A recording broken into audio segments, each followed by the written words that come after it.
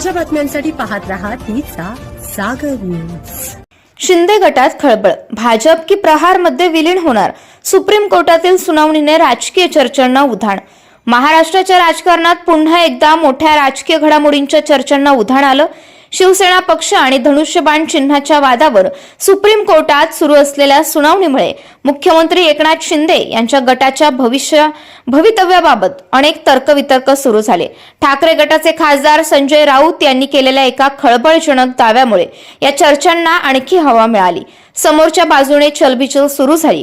भाजपमध्ये विलीन व्हायचं की प्रहारमध्ये विलीन व्हायचं याबाबत त्यांचा खल सुरू आहे। लवकरच फुटीर गटाचे नेते दिल्लीला येतील आणि अमित शहा यांच्याशी याबाबत चर्चा करतील, असा दावा संजय राऊत यांनी पत्रकार परिषदेत केला। राऊतांच्या या विधानामुळे शिंदे गटाच्या राजकीय भवितव्यावर प्रश्नचिन्ह निर्माण झाल्याची चर्चा सुरू। एकनाथ शिंदे गटाला आता दुसऱ्या पक्षात विलीन होण्याशिवाय पर्याय उरणार नाही, असा दावा ठाकरे गटाकडून केला। सुप्रीम कोर्टातील सुनावणी ठरते निर्णायक।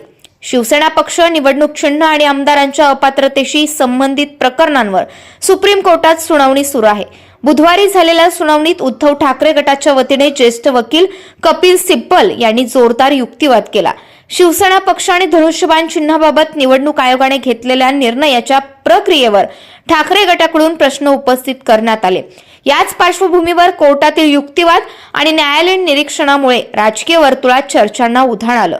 निवडणूक आयोगाने शिंदे गटाला शिवसेना पक्षाचं नाव आणि धनुष्यबाण चिन्ह देताना योग्य प्रक्रिया पाळली होती का, हा प्रश्न पुन्हा एकदा चर्चेच्या केंद्रस्थानी। शिंदे गटाच्या आमदारकीवर ही टांगती तलवार। ठाकरे गटाचा युक्तिवाद आणि सुप्रीम कोर्टातील सुनावणीचा पुढील निकाल शिंदे गटासाठी अत्यंत महत्त्वाचा ठरू शकतो। जर शिंदे गटातील आमदारांच्या अपात्रतेचा प्रश्न निर्माण झाला तर त्यांच्या समोर पुढील राजकीय पर्याय काय असतील यावर ही चर्चा सुरू झाली।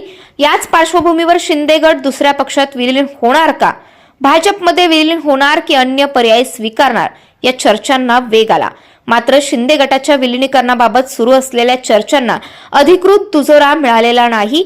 त्यामुळे संजय राऊतांचा दावा हा सध्या राजकीय आरोप प्रत्यारोपांच्या चौकटीतच पाहावा लागणार। राऊतांचा दावा किती खरा ठरणार? एकीकडे ठाकरे गट सुप्रीम कोर्टातील युक्तिवादामुळे आपलं पारडं जड असल्याचा दावा करत आहेत, तर दुसरीकडे शिंदे गटाकडून या दाव्याला आता काय प्रत्युत्तर दिलं जातं याकडे सर्वांचं लक्ष लागलं। सुप्रीम कोर्टाचा निकाल काय लागणार? निवडणूक आयोगाचा निर्णय कायम राहणार की यावर प्रश्नचिन्ह निर्माण होणार? शिंदे गटातील आमदारांचं भवितव्य काय असणार? आणि सर्वात महत्त्वाचं म्हणजे शिंदे गटाला खरंच दुसऱ्या पक्षात विलीन होण्याची वेळ येणार का? या सर्व प्रश्नांची उत्तरं आगामी न्यायालयीन सुनावणीनंतरच स्पष्ट होणार आहेत। मात्र सध्या संजय राऊतांच्या विलीनीकरणाच्या दाव्याने महाराष्ट्राच्या राजकारणात पुन्हा एकदा मोठी खळबळ उडाली। आता नेमकं काय होतंय हे जाणून घेण्यासाठी पाहत रहा तीचा जागर न्यूज। जाणून घेण्यासाठी पाहत रहा तीचा जागर न्यूज।